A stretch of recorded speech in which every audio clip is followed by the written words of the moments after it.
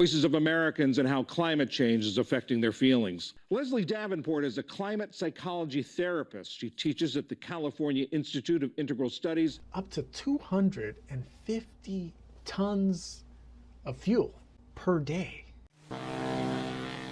How's it going, everyone?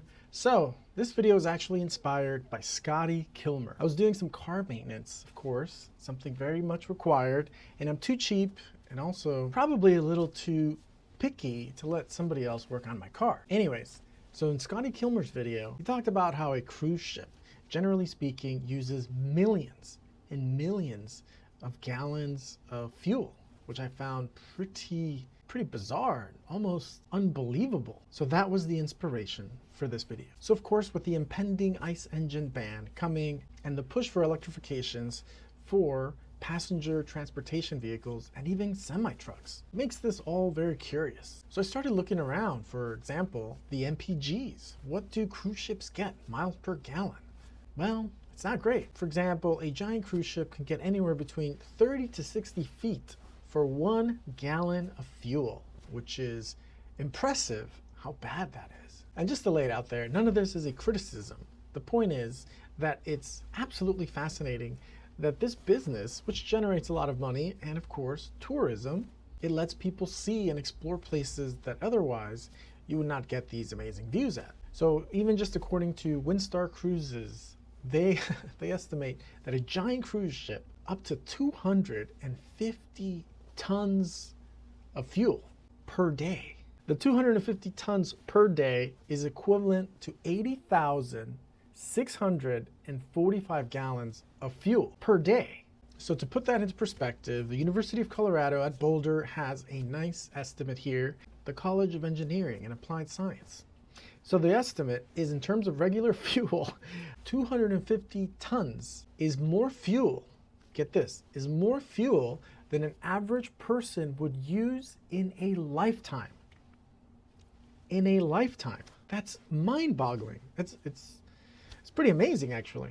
Anyways, a new study came out from the European Federation for Transport and Environment. So they revealed that the toxic pollution, such as soot, like unburnt or partially burned combustion gases, from just 63 cruise ships. And in this case, in their study, they used Carnival corporations, Carnival Cruise Lines. So they say that 63 cruise ships alone, they accounted for 43% higher sulfur oxide pollution, 43% higher than all current internal combustion engines available in Europe right now, at the moment. Sulfur oxide is partially to blame for the acid rains, which messes up ecosystems when it lands on ponds, rivers, lakes, etc. So 63 cruise ships alone from Carnival Cruise Lines gives off 43% higher actual toxic pollution than all of the current gas burning cars in Europe, in all of Europe. And that's only 63 cruise ships.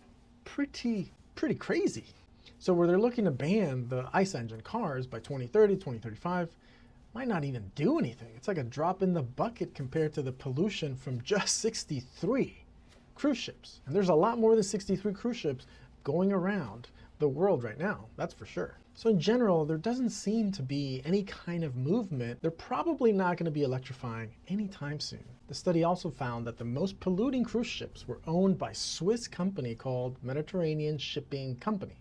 The study found that all of their ships emitted, just in that one company, emitted nearly as much sulfur as all of the 291 million vehicles currently in Europe, which is astronomical. Now, sulfur oxide, sulfur dioxide, they are part of the pollutants. This is much worse than carbon. Carbon is, of course, essential for life, but sulfur dioxide is a massive pollutant. They've been shown that they react with rain to create something called acid rain. It increases the acidity, and this affects the rivers, the ponds, the lakes, etc., and of course would affect the ecosystem in those environments. So that's an actual pollutant. On top of that, carbon and carbon dioxide is a main substrate in the process of photosynthesis. It's necessary for life, but sulfur dioxide, on the other hand, is very much harmful to humans. It actually would give us lung infections, it would aggravating or causing asthma-like symptoms or acute bronchitis. Obviously not very good. It has harmful effects on our breathing. But going back to the cruise ships, according to the study, about 40% of cruise ships actually run a dual fuel system. Pretty interesting.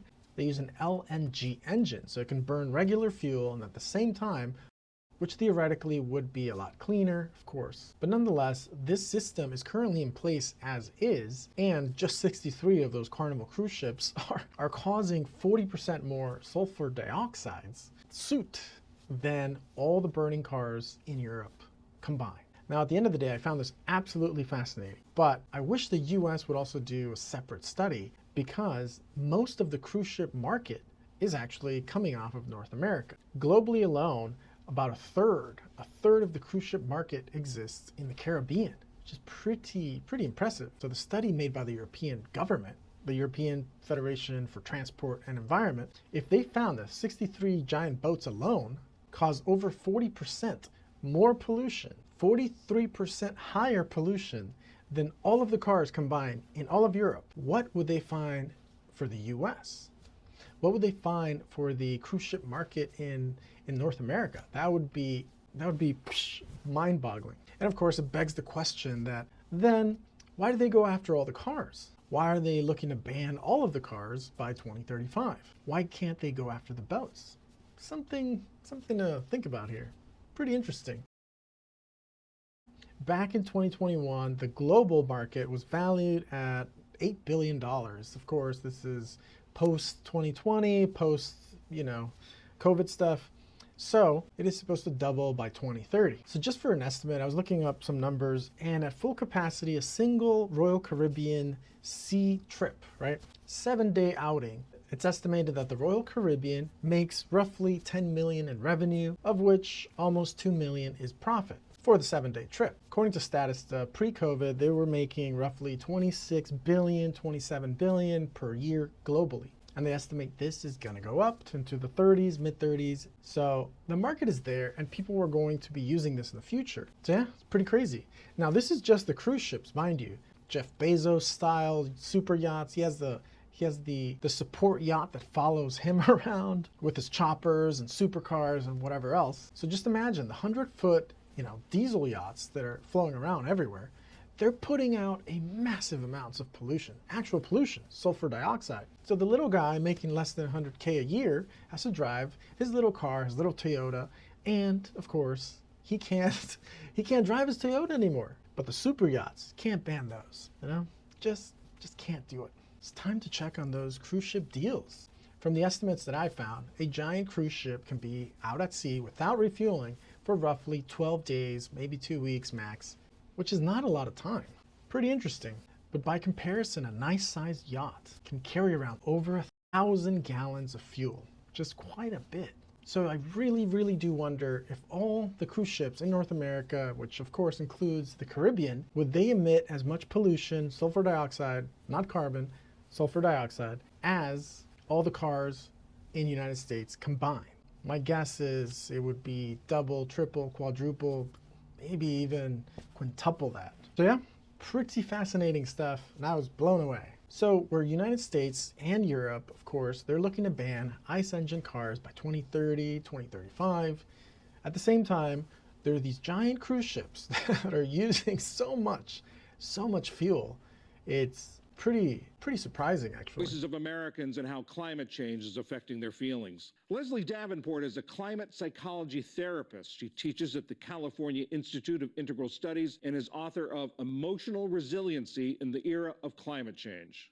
Leslie, when does healthy concern about the planet, about climate change, become this sort of climate anxiety? From the emerging field of climate psychology, one thing that's really important to understand is we view distress, upset, sadness, grief, anger about climate change to be a really reasonable, even healthy reaction, because it's built into us as people that if we feel risks, threats, experience losses, there's going to be upset. So it's really important to acknowledge that if you're feeling that on any level of intensity, it really means you're paying attention, you care, you're empathetic to what's happening to our world. Morgen der Nachmittag 26 bis 31 am Wasser bei aufladendem Wind 18 bis 1. Anybody out there, yeah, man.